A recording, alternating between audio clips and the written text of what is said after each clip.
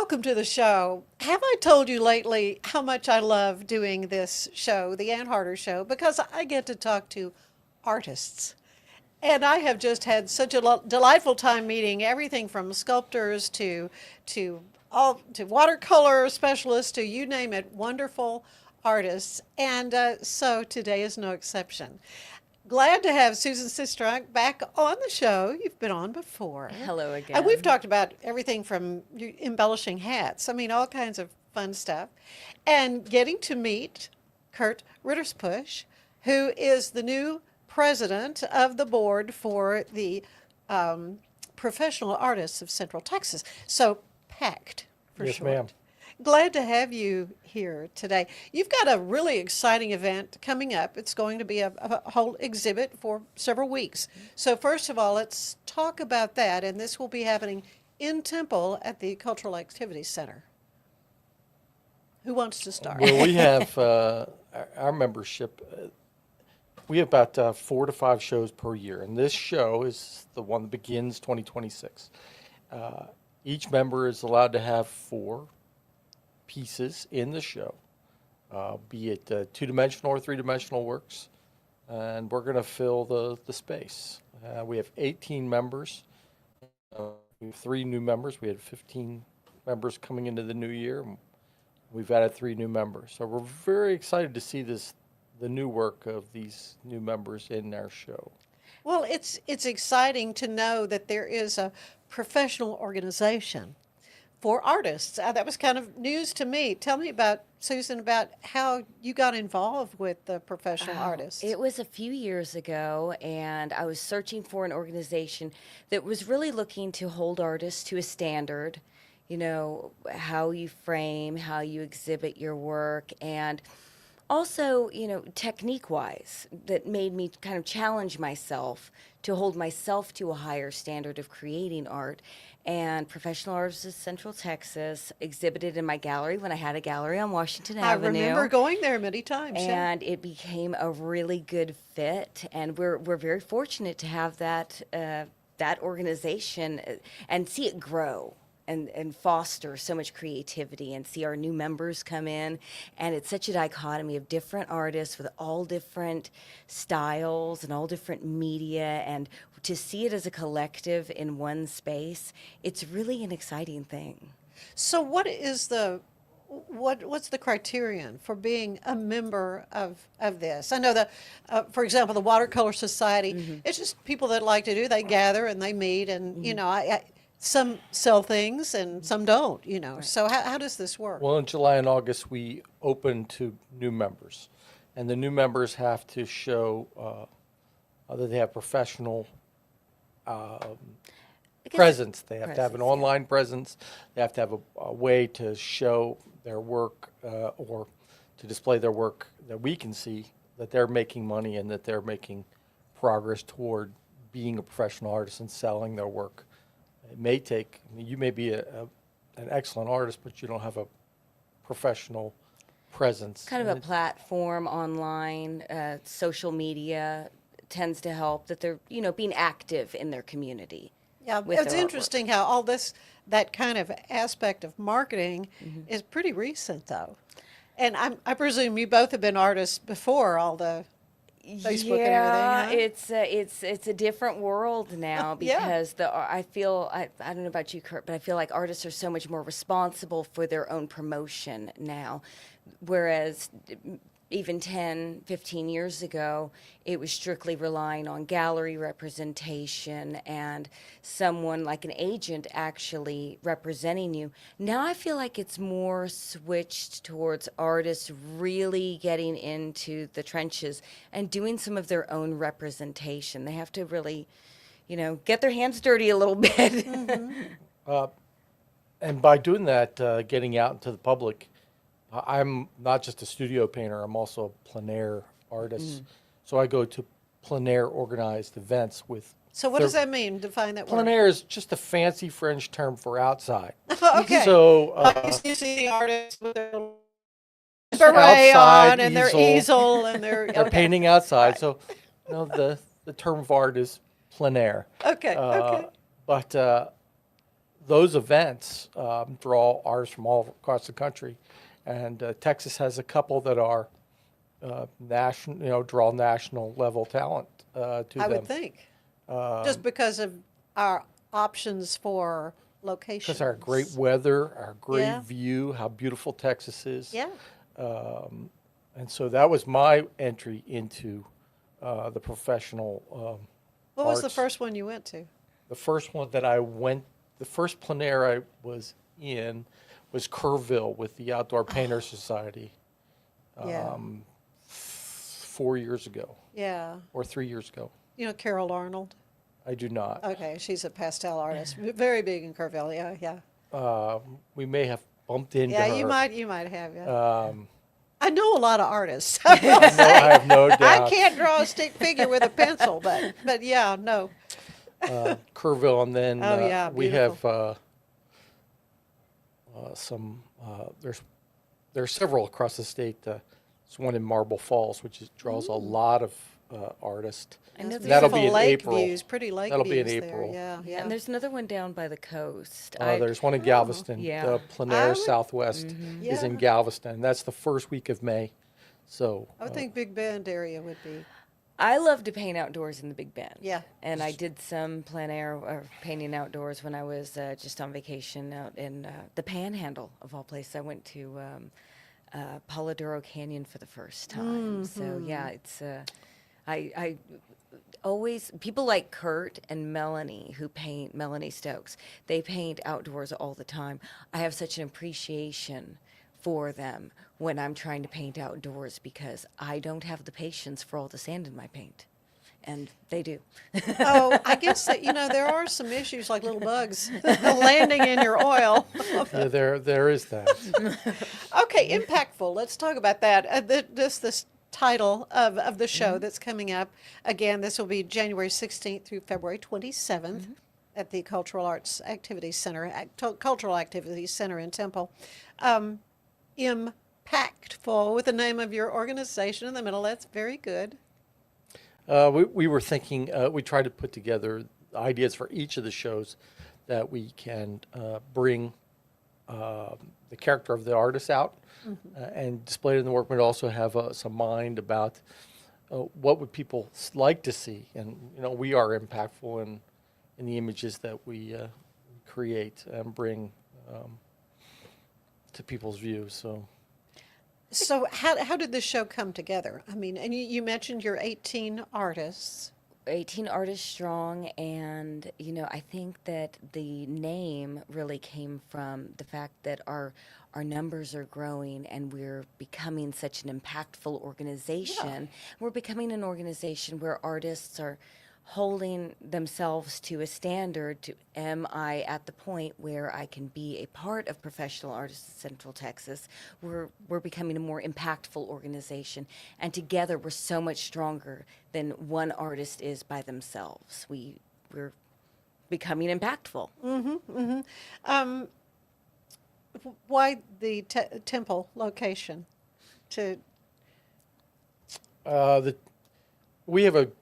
We have a committee, 3 or 4 members that go out and look for openings. And really, Because you need a lot of space. First off, we're just looking for openings. Right. And we seek every place that will show our work and look far enough out in the calendar. And we're scheduling out into 27 already. Are you? Yeah. So this year's calendar, we've got 4 events laid out, and that legwork was done all last year. So Okay. moving into this year, again, our search committee goes out and looks for locations that will hold the number of artists that we have. And we have one that we're still developing for the end of the year, which will be our 10-year anniversary show. Oh, yeah. And we're going to, and this is where we've already talked about it amongst the members, we like to invite past members, people who were alumnus of our group, if you will, to participate in that show with us as we've done a 10-year where we've come in 10 years. So I guess some artists, they're just not as active creating art, and so But that's why they fall away, or what? Yeah, well, sometimes artists don't really want to be part of a group. Sometimes they work better Yeah. and they're more comfortable working on their own, or they just go a different path, or they move away. That all those things can happen. But as to why the temple location, you've been to the CAC and Oh, you've yes. seen their walls. They have beautiful wall space. It's wonderful, So, yeah. it's got the room that we need, and it's just got a great location. It's right off of I-35. Very easy to get to. So it's a good central location also for our artists, because as we grow, Kurt is in Belton. I'm in outside of Copper's Cove now. We have, let's see, Judy is still in Waco, but Melanie is out She's in Mart. Mart. Okay, yeah. And Charles Wallace lives Yeah. all the way in College Station. So Oh, does he? Yeah. we're really kind of branching out, Mm-hmm. and so Temple's a really good central location for everybody to kind of get Mm-hmm. together and meet in one place, and it's very convenient for anyone traveling up and down the I-35 corridor. Yeah, I've had Charles Wallace on the show before. Yeah, yeah, I do know a lot of artists. Well, and you have a wonderful kickoff event, though. Let's talk a little bit about that. That's happening on January 16th, correct? Right. That'll be our opening for the show. Uh-huh. So Is it 5 p.m.? 5 p.m. at the Cultural Activity Center. Yeah, I know. I I want to have- put arts in well, there. Well, and I have a military background, so I turned every acronym into a word. So I get a wagged finger. Don't call us the CAC. Yeah, he called me earlier and he said, okay, we're meeting there at such and such time, and I'm like, okay, it's not military time. We're going to That's right. We're going to 1,700 hours. I know. It's been 5 years.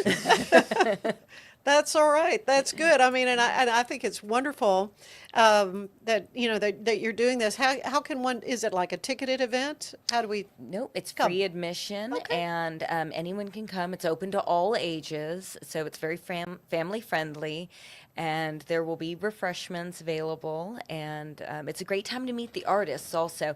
If you see a piece of work online and you are like, wait, I've kind of seen that person's work a lot, but I want to put a face to a name, it's a great opportunity for you to meet the artist, because we'll know tomorrow, but I'm pretty sure that just about every artist will be in attendance at the Sure. opening. So it's a good idea. Even if you're someone who's interested in joining PAXCT, perhaps, it's a good idea to meet the artists and figure out what See what an event is like. Yeah. that looks like. Oh, that's awesome. Well, we need to take a break, but when we come back, I do want to talk about your art. This is something, Kurt, that Thank you did, and so much more I want to learn about PAXCT, the professional artists. Anyway, stay with us. There's more of the show ahead. It's football season, and we can create your outdoor tailgating spaces that is actually a part of your home. Bifold doors that tie in the inside and the outside, and you can gain anywhere from 1,000 to 5,000 square feet living space, all while taking in the big game poolside. Call us at Gather & Co. Kitchen and Bath, where we can create your unique tailgating space.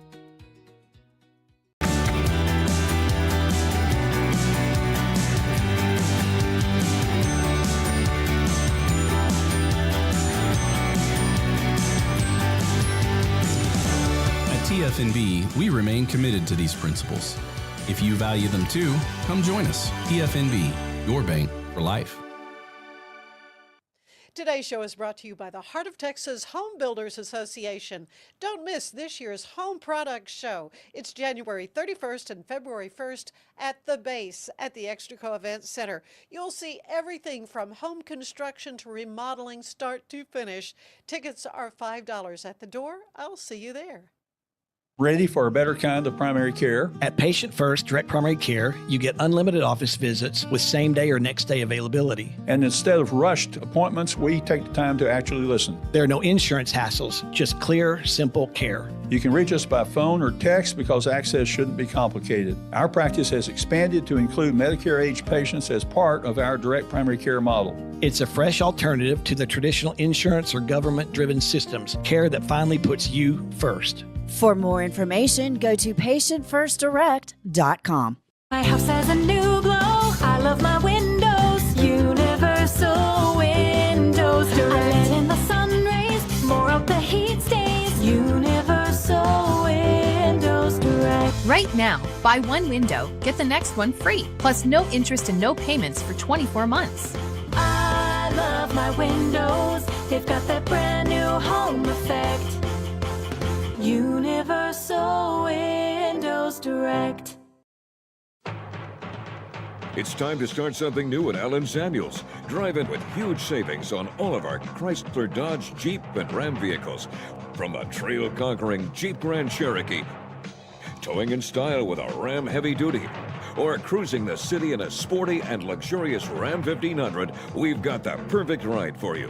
Stop by Allen Samuels in Waco, where we make car buying easy. Come by, let's be friends. And we are back with professional Central Texas member Susan Sistrunk and Kurt. I love your last name. It is, if I can find it, Ritterpusch. Ritterpusch. Ritterpusch. Oh, so the S in there? There's no. Oh, okay. There's So two S's. It's there only one S. Okay. SCH. It's German, huh? It is. It is. Very, very good. Well, you are a fabulous artist. First of all, thank you for our service to the military. You mentioned being a veteran. You were worth it. You're wonderful. You're wonderful.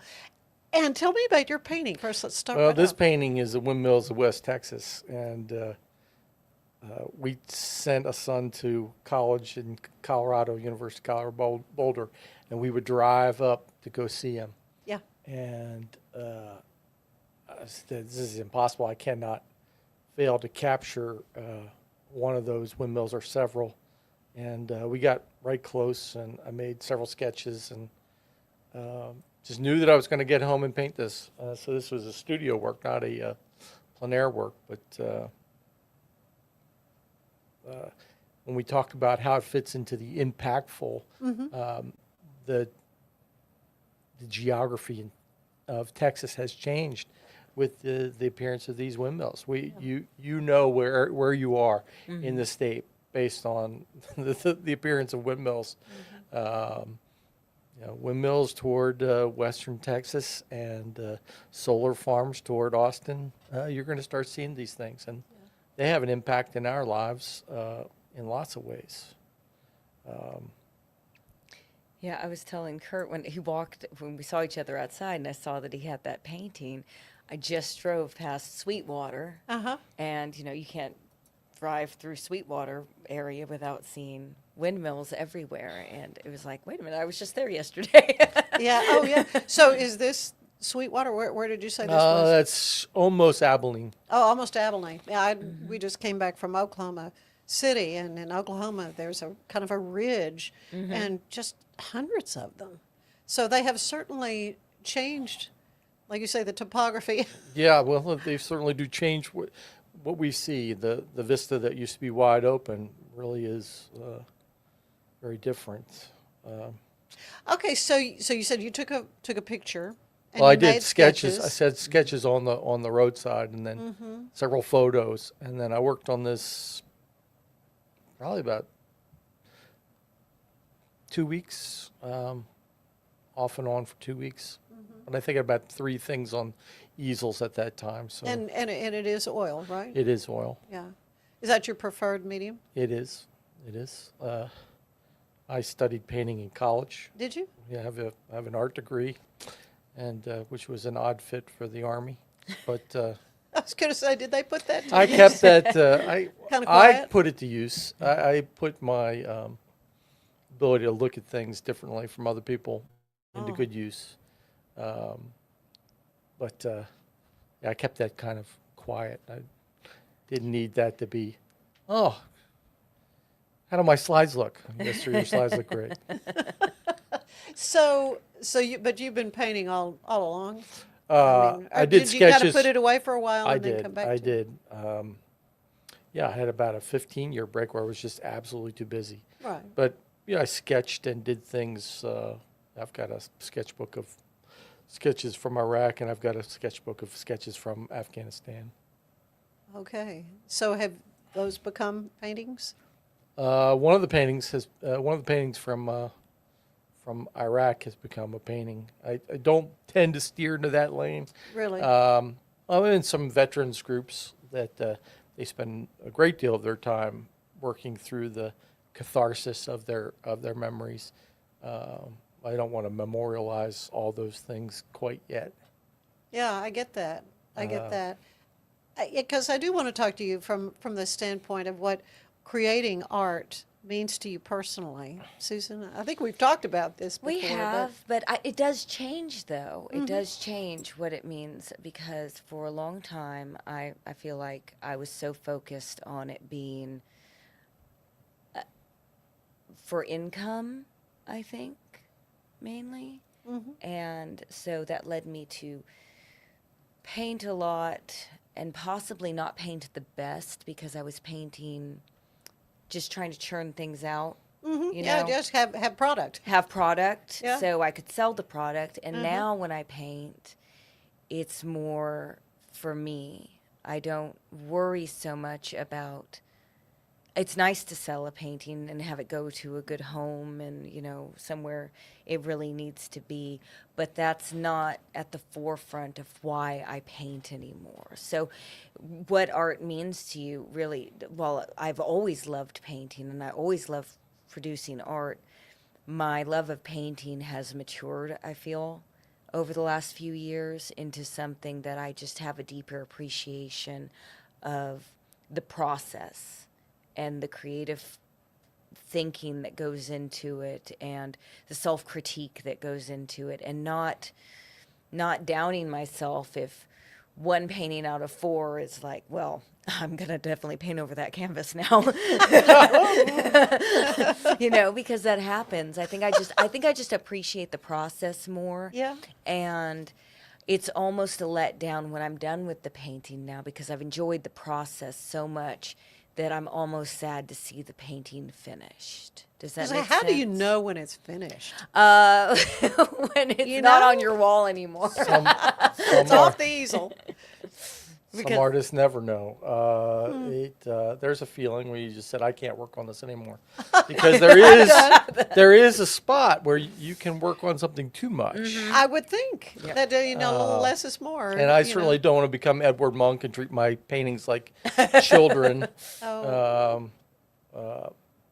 got an art history background as well, so we can talk about art and talk about these techniques and changes of the way people think about the aesthetic of art. I'm very much appreciate the aesthetic and the feeling that you get about the beauty of life and the world around us all the time. Texas, what an unbelievable backdrop. Yeah. It is. It is. Are you a native Texan? I am not. I went to 4 different high schools. Military family? Military family, but I went to American University in Washington, D.C., hated there. And, of course, my parents told me I could go to any art school I wanted as long as I could pay for it. And I did. I paid for it. I had a wrestling scholarship and paid for it. So my parents didn't have to pay a dime. Wow. Yeah. So, Susan, let's talk about your work. You've been creating. I know you said you were in the Panhandle. I love following you on Facebook. I see where all you've gone. Yeah, I've been trying to keep a lot. It's funny because I used to post my paintings all the time. I would post my paintings on Facebook. Whenever I created something, it automatically went on Facebook. And I've changed that a little bit over the past year. I've held things a little more reserved. I do still share some things, but the show we have coming up actually has some works that I have 3 pieces in it, and some of them have not been seen before because I just kind of kept them just kind of off to the side and not, I don't know. Like Kurt said, you know, you can tend to overwork a painting. You can also overwork sharing sometimes, I think. You can share too much, I think, and it takes away the magic when you have an exhibition if everyone's seen everything Oh, I've seen that. already. Yeah, yeah. So it's kind of like if you, instead of having a 2-minute trailer to a movie, you have a 30-minute trailer to a movie. Right. You Yeah, know, I what's guess the point in going to the movie the theater? mystery is you know, the gone. mystery's Right, gone. there you so like I said, my work's changed a little bit. My attitude towards my work has changed a little bit, and I'm really excited for this show because I think that everybody in PAXCT is kind of holding a little bit something back maybe for this show. Okay. Because I've been kind of nosy on Facebook and I've been looking at everybody's page trying to figure out what people are going to have in it. And I guess I don't find out until we deliver the artwork. There we go. Yeah, the great reveal. What about you, Kurt? I mean, is this piece going to be? This is in it? piece is Okay. going to be in the show, and I have 2 other pieces that have shown elsewhere, but when they come together, the 3 pieces together will really, well, people haven't seen some of the pieces for at least 2 years, so. I'm excited. Yeah. And I really like, again, Texas as a backdrop, so if that's a cue to something I've painted. Texas, it's like everywhere you look, there's something new to paint. Everywhere. Like when I was in the Panhandle and Polidoro Canyon. You're driving through absolute beautiful. nothingness. It's completely flat, and then suddenly the ground just drops out from beneath you. That's right. Oh, my goodness. And so, yeah, it's just like everywhere you look, there's something new to paint in this state. And how can you not love that? Oh, yeah. I could have 30 paintings of silos. I'm attracted to the industrial look, how it meshes against the wilderness. I'm attracted to it. Yeah. But I don't want to. I want to pigeonhole myself as hey, there's that silo guy. Right, and I guess that could happen. This exhibit is emphasizing impact, emotional, cultural, social. So how do you hope the viewers are going to respond and when they walk through this exhibit? I hope they have a great understanding of the different viewpoints of all the artists have of our environment that we all live in, because most of the art is, you know, it's about where we live and where we see the world from our different viewpoints. And so hopefully people who walk through are able to gain an understanding of what each artist sees from maybe. And just like Kurt's windmill, how that's changed the topography forever of West Texas, maybe open the eyes a little bit instead of just, oh, well, there's the windmills again. Yeah. Next time you drive Kind of a through West- jarring thing to see it. there's the windmills again, instead of thinking that way. But, oh, well, I hadn't thought about the impact that the windmills have on that land, or the farmer who's leasing the property for the windmills, how that impacted their life, maybe saved their farm from being lost. Right. Yeah, that's a thought too. Yeah, that is a thought. There's so many different ways that you could look at a painting and interpret it. So hopefully when people walk through the halls of the CAC, they just get a greater understanding of where the artists are coming from when they paint, and not just think, oh, well, that's a pretty picture. There's a story behind all of them. And the opportunity to come meet the artist on the 16th will allow you insight, not just from a aesthetic viewpoint. So you'll be able to get the backstory from the artist, talk about why they painted it and when they painted it and what they were trying to do. Other shows may have an artist statement next to the work. In this case, it's just the work and the title. So coming to see the artist and meet the artist and talk to them about the work will give the work even more provenance, if you will. Yeah, and will all of the work be on sale, for sale? It's all, well, I don't think that there are any not for sale. I don't think there's Well, I anything don't know. not We for haven't sale. looked at Okay. I haven't looked at the catalog yet. Right, right. What is it you think art can do, though, from uniquely, that other forms of communication maybe can't? I'd like to answer that because I think that, like handwritten letters and hand-done art, it is a piece of that artist, the energy, and you can interact with it perfectly, like a handwritten letter. I mean, I would much rather receive a handwritten letter than an email.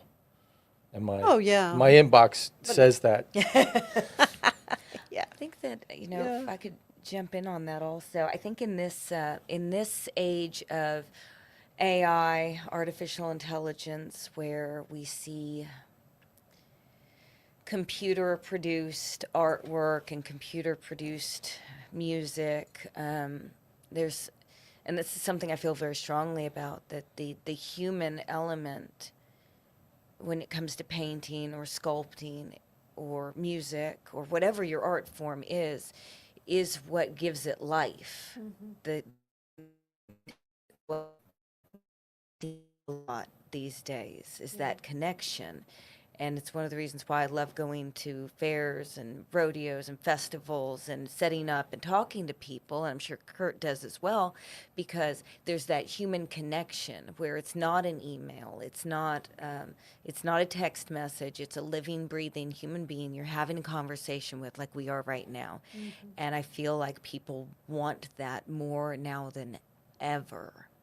And we need to remember that we have to work for that. It doesn't come easy to be around people, because people are hard to be around. They can be. But that's what gives art life, is the human element. Yeah. What advice do you have for maybe an emerging artist in Central Texas who wants to become more involved? Well, first off, paint or draw every day. Once a week won't do it. One of the ways to become a better artist is to paint and draw every day. That's a good step. And then be critical of your own work. Keep working and work and work and work and work some more. And then start to publish. Find a place online, get a website or even your Facebook presence, and start putting your work there. And then don't give your artwork away. Yeah, I was going to ask you, how do you go about pricing? It's one of the most challenging parts, I bet. I think, it's not by the because- inch, I've been told, by an artist. It depends on which artist you're talking to. It might be by the inch, who knows? When I'm drawing, it's definitely by the inch. Definitely by the inch. When I'm doing a pencil drawing with graphite, and it's going to take me 3 weeks of doing this, Oh, in gosh. a very crimped, it's definitely by the inch. It's so challenging for a lot of new artists, I think, because it's something we love doing. There's a misconception that somehow it should be free. I'm not sure who came up with that idea. There's a lot of people But undervalue yeah. when they come up and they say, well, and you say it's... But I always tell new artists that doctors get paid, lawyers get paid, so electricians get paid, plumbers get paid, so artists can get paid. I never heard a plumber say, yeah, I'll do that for free. No. Especially on a Sunday morning. Okay, so this impactful event is kicking off January 16th. It runs through February 27th, so a good long period of time for you to go and check out the art. Absolutely. So what do you hope folks leave with when they leave that gallery? One of our paintings. I was hoping I kind of set you up for that, didn't I? Yes, we would like to see plenty of red dots. And more information about the exhibition can be found online at PAXCT.org. I want to say .com every time. It's not .com, it's .org. .org, okay. And if maybe there's an artist who's thinking, oh, I could benefit from being a part of this group, same place? Absolutely. To find that information? Absolutely. Yes, ma'am. Oh, you guys are wonderful. I just love talking about art and hearing from artists and seeing their fabulous work. Well, we And, hope we see you at the opening. I would love to try to be there for sure. It's going to be great. It's in Temple at the Cultural Activity Center, right there off I-35. Yes, ma'am. And yeah, and it starts again at 5 p.m. 5 p.m. Does. Okay, very good. Thank you both so much. Absolutely. You're very welcome. Stay with us. There is more of the show ahead. In fact, when we come back, we will be hearing from Sid West, who is going to tell us about the wonderful project Wreaths for Vets. Stay with us. It's football season, and we can create your outdoor tailgating spaces that is actually a part of your home. Bifold doors that tie in the inside and the outside, and you can gain anywhere from 1,000 to 5,000 square feet living space, all while taking in the big game, poolside. Call us at Gather & Co. Kitchen and Bath, where we can create your unique tailgating space.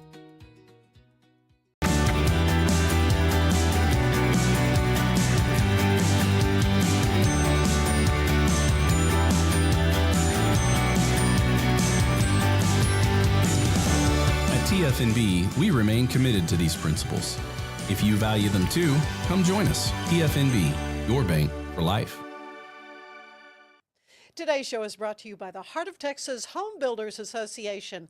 Don't miss this year's Home Products Show. It's January 31st and February 1st at the base at the Extraco Event Center. You'll see everything from home construction to remodeling start to.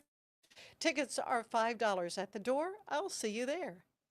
Ready for a better kind of primary care? At Patient First Direct Primary Care, you get unlimited office visits with same-day or next-day availability. And instead of rushed appointments, we take the time to actually listen. There are no insurance hassles, just clear, simple care. You can reach us by phone or text because access shouldn't be complicated. Our practice has expanded to include Medicare-age patients as part of our direct primary care model. It's a fresh alternative to the traditional insurance or government-driven systems, care that finally puts you first. For more information, go to patientfirstdirect.com.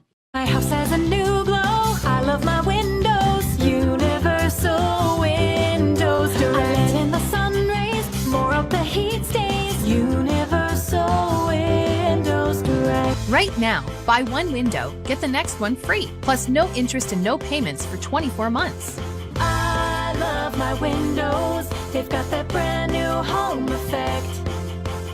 Universal Windows Direct. It's time to start something new at Allen Samuels. Drive in with huge savings on all of our Chrysler, Dodge, Jeep, and Ram vehicles. From a trail-conquering Jeep Grand Cherokee, towing in style with a Ram Heavy Duty, or cruising the city in a sporty and luxurious Ram 1500, we've got the perfect ride for you. Stop by Allen Samuels in Waco, where we make car buying easy. Come by, let's be friends.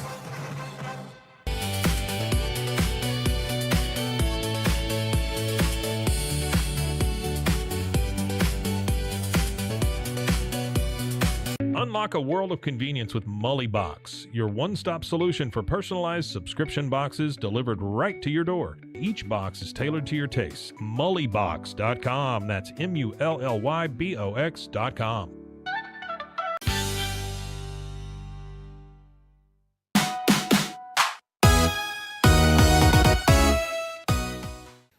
Join the Women of Waco for Level Up 2026, which is an exciting event at the AC Hotel Waco downtown on January 30th. Get ready to network, learn, and have a great time with like-minded individuals, all starting at 9:30 a.m. This is your chance to take your skills to the next level and connect with industry experts. So don't miss out on this opportunity to grow and level up through connection, growth, and impact in 2026.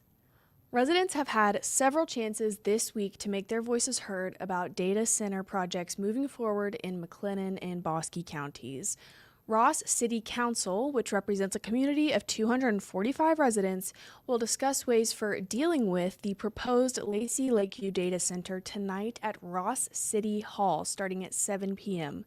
Lacey Lakeview is attempting to annex 520 acres of land into its city limits for data center development.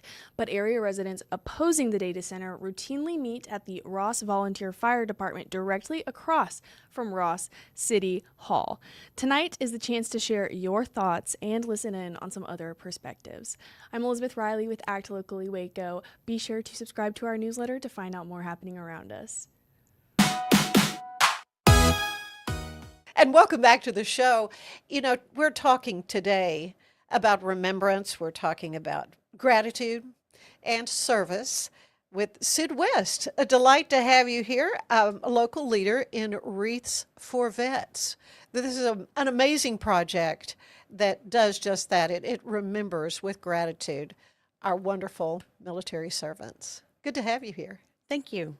Now, Sid, we met at the Giving Machine thing before Christmas, that you were one of the beneficiary agencies of the Giving Machine. And so how did that all go for you? It was a neat project. We had volunteers that came from the Bell County area to work several shifts, and it was so fun to see whole families come from throughout Central Texas, from as far away as the Dallas area or from as far south as Austin, to go to the Giving Machine to choose one of the 7 charities.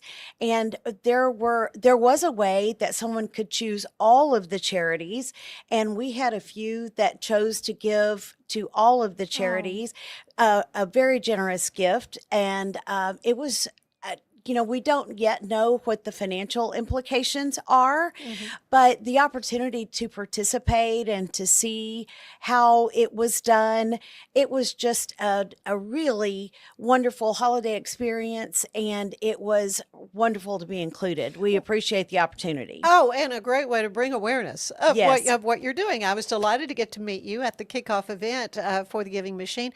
And because I think it's so important what Wreaths for Vets does. First of all, let's clear up. There's this part of Wreaths Across America. It is not a part of Wreaths Across America. And while we are affectionately known as Wreaths for Vets, and we have an official assumed name filed that way, the name of our organization is Friends of the Central Texas State Veterans Cemetery. But since that's a huge mouthful, That's a big one. we go by Wreaths for Vets. And mainly the difference in us and Wreaths Across America is that unless the family pays for a wreath, they don't get an individual wreath from Wreaths Across America. The money that's largely raised by them nationwide goes to Arlington National Cemetery or some of the national cemeteries throughout the United States. And we never ask families for a donation to put a wreath on their loved one's grave at the Central Texas Veterans Cemetery. We raise the money. Every interment, whether it's in the wall or in the ground, gets a wreath at no cost to the family. Now, we have lots of families and community members who donate, but we don't say it's going to cost $17 if you want a to wreath. have a wreath, yeah. But we kind of came out of Wreaths Across America accidentally. Jean Shine, our founder, was invited to come to a Wreaths Across America ceremony on December the 15th of 2006, when our cemetery was very new. And she went thinking that when she left, it was going to look like Arlington with a Wreaths wreath everywhere, on every yeah. grave. Well, they brought 6 wreaths, one for every branch of the service. At that time, we didn't have Space Force, and one for POWs. And so it was a very nice cemetery, and they set up their 6 beautiful wreaths, and the ceremony was over. And she thought, this can't be. This is not what I expected. This is not what I want for our community. And being a local real estate agent, she had access to a truck, and she hopped in her moving truck and started going around town. She tried local places first, but on December 15th, you might imagine that nobody had 400 identical wreaths in Killeen, Texas. Right. So she went to Garden Ridge in Round Rock, where she had called ahead, and they said, we think we do.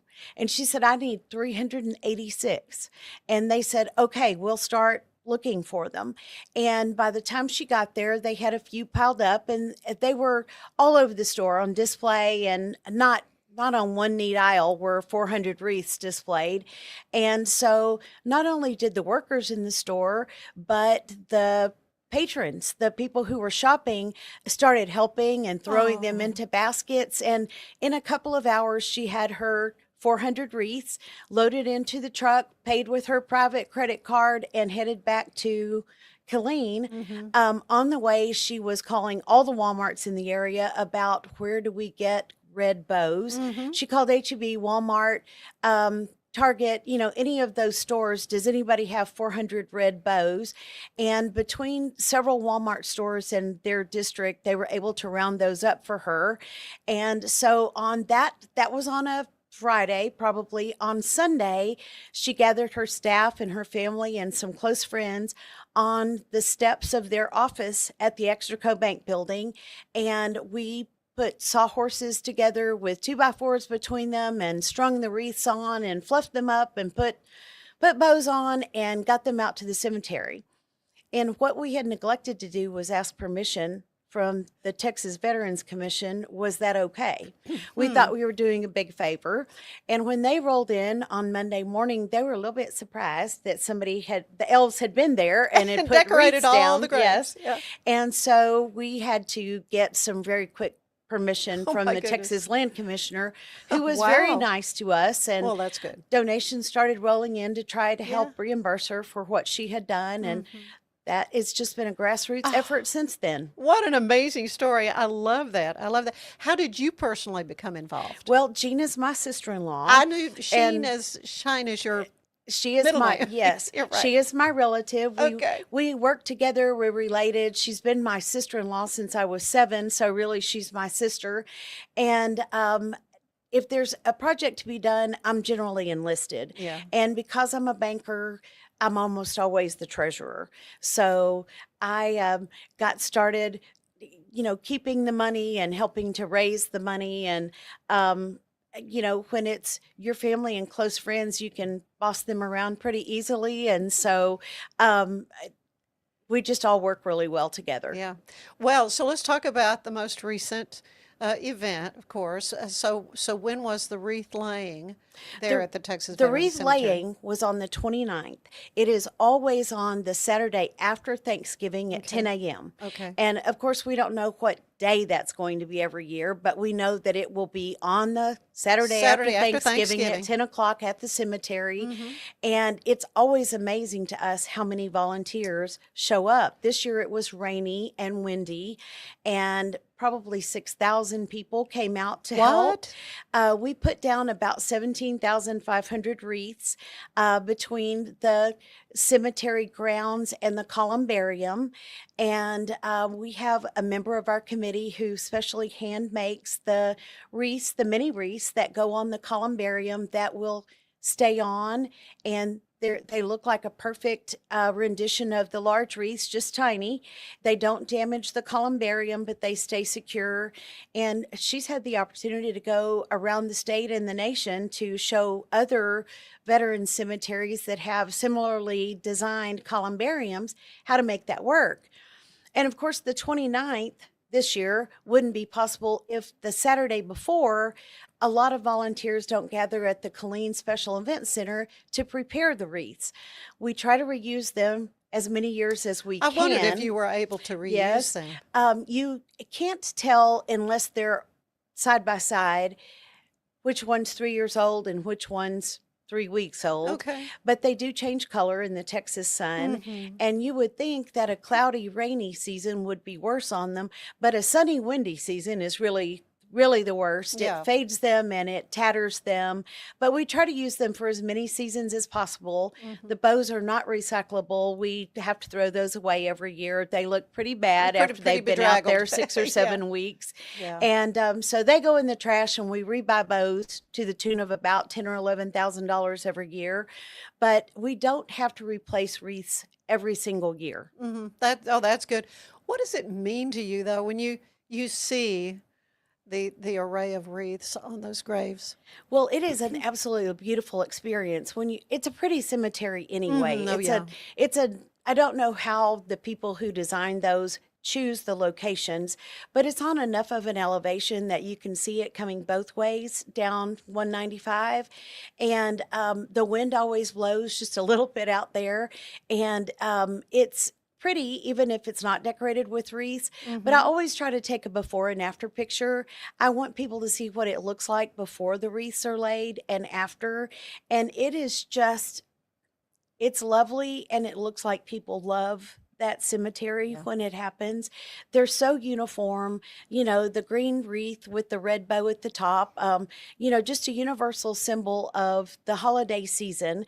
Of course, there are people from all faiths who are in the cemetery, but we don't differentiate. Everyone gets a round evergreen wreath with the red bow at the top, and it's just pretty, and it shows you how much the people of Central Texas from many counties, it serves from Austin to Dallas, from Abilene to Tyler. It's a big part of the country, those veterans, and obviously was badly needed in our area. I mean, we're a haven for veterans because of the large military post, but our cemetery grows sadly at about 100 interments a month. So every year we have 1,200 new wreaths to either make for the columbarium or to put down in the cemetery. We try to pre-buy as often as we can, and you can imagine that just like every other industry that imports, we are hit by trucking expenses and tariffs. This year for the first time was kind of a surprise.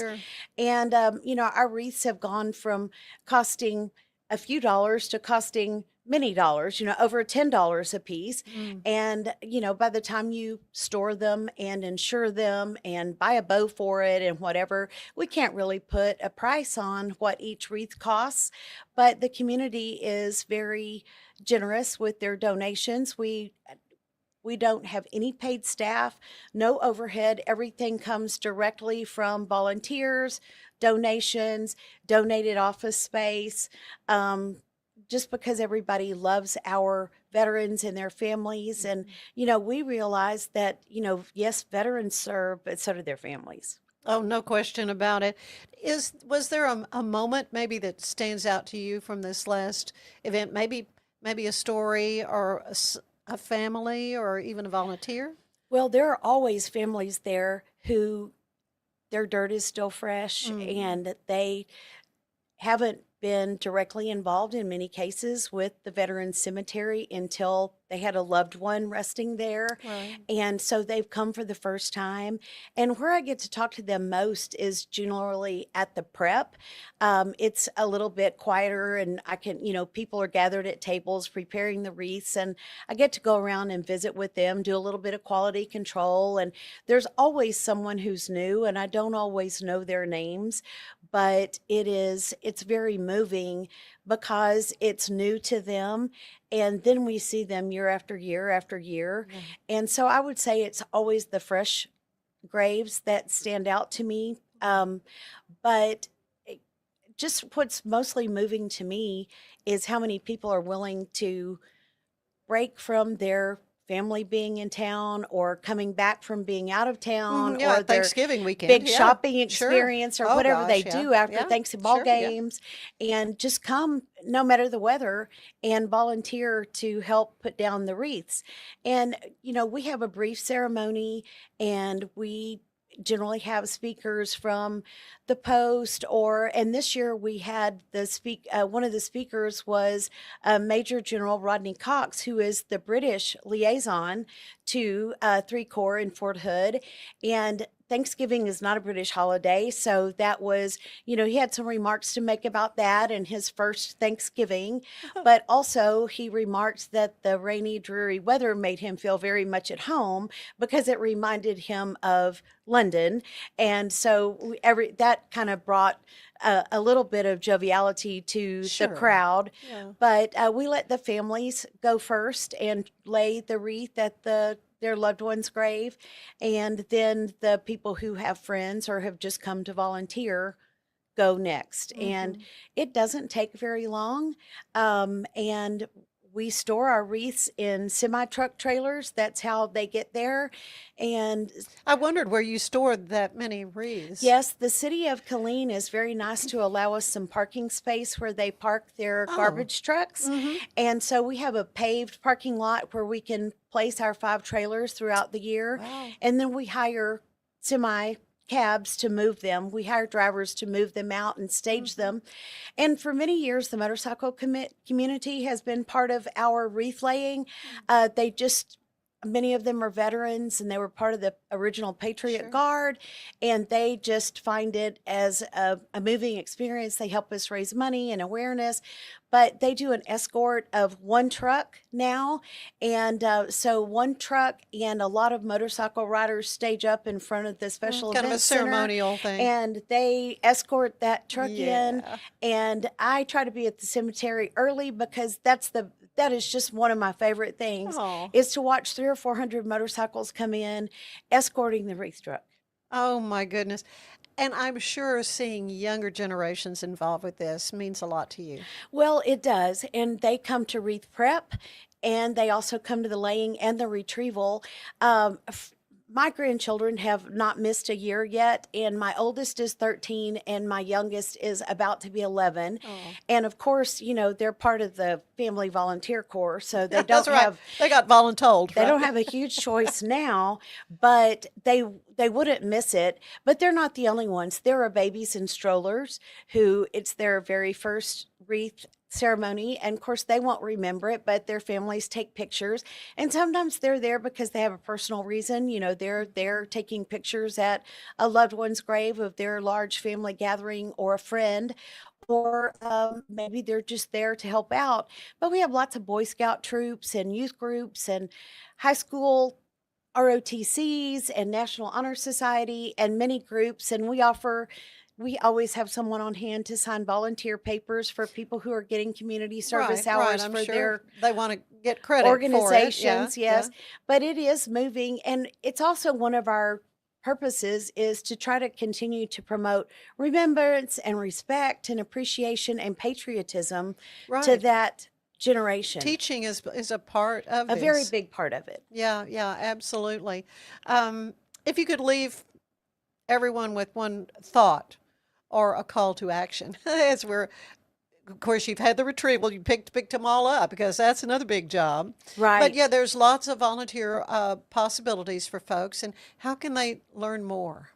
We have a board that works all year long to make the 6 weeks of what we call wreath season happen. We also are participants in a large charity event, a local event called Festival of Trees. That's one of our major funding sources. So we are always looking for sponsors, for volunteers, for help. We work on that. That event is always the first Friday in December, and the minute that it's over, we start after action on how do we make it bigger and better next year. We'll start meeting on it about March. So we could use help there. We'll always take donations, but there are many ways to help. They say many hands makes light work. Everyone is welcome. It's a very inclusive organization. There's room on our board for people who want to be involved with leadership and decision making.